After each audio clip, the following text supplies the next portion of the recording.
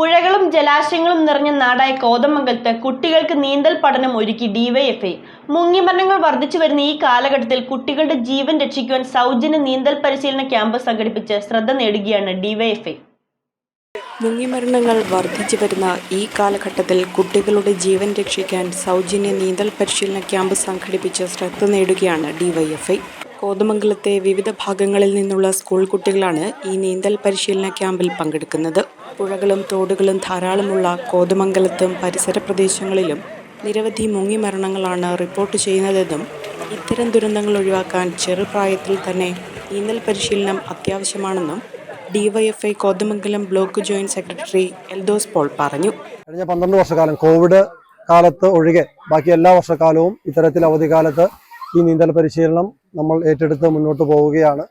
നമ്മൾ ആദ്യഘട്ടത്തിൽ നീന്തൽ പഠിപ്പിച്ചിട്ടുള്ള കുട്ടികളാണ് നമ്മുടെ ഡിവൈഎഫ്ഐയുടെ യൂണിറ്റ് കമ്മിറ്റിയുടെ അടക്കം സഹാക്കളാണ് ഇന്നിവിടെ ഈ പരിശീലനത്തിനടക്കം നേതൃത്വം നൽകി മുന്നോട്ട് പോകുന്നത്. നിരവധി കുട്ടികൾ എല്ലാ വർഷക്കാലവും ഇവിടെ നീന്തൽ പഠിക്കുന്നതിനുള്ളൊരു സാഹചര്യം ഉണ്ടാകുന്നുണ്ട്.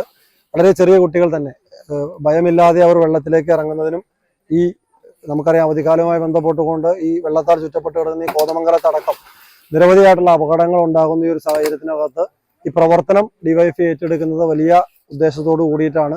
മാനസികമായും ശാരീരികമായും കുട്ടികൾക്ക് ഒരു വ്യായാമം ലഭിക്കുന്നു എന്നൊരു അധികമായി അവരുടെ ജീവൻ രക്ഷിക്കുന്നതിന് കൂടി ഈ പ്രവർത്തനം കൊണ്ട് നമുക്ക് ഇടയാക്കുന്നു എന്നുള്ളത് വളരെ സന്തോഷമുള്ള കാര്യമാണ്. ഈ നീന്തൽ പരിശീലന പരിപാടി കുട്ടികൾക്ക് വളരെ പ്രയോജനം ചെയ്യുന്നുണ്ടെന്നും അവർ നന്നായി ആസ്വദിക്കുന്നുണ്ടെന്നും രക്ഷിതാക്കളിൽ ഒരാളായ ഷിജി പറഞ്ഞു.